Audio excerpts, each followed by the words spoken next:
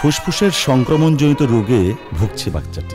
আমার মাইয়াটারে ভালো করে দেন। রান্না করেন কোন চুলায়? লাকড়ি দিয়া মাটির চুলায় রান্ধি। আপনি কি জানেন রান্নাঘরের কালো ধোয়ার কারণে প্রতি বছর অনেক মা ও শিশু মারা যান? তাইলে সবাই রান্না খাওয়ান বন্ধ করে দিব?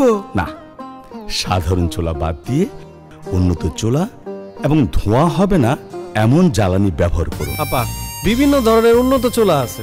লাকড়ির পাশাপাশি পেলেট ও ব্রিকেট দিয়েও কম ধোঁয়ায় আরামে রাঁধতে পারবেন। এখন আমরা উন্নত চুলায় উন্নত জ্বালানি দিয়া রান্না করি। ধোঁয়ায় আর কাশিও হয় না, চৌকও জ্বলে না।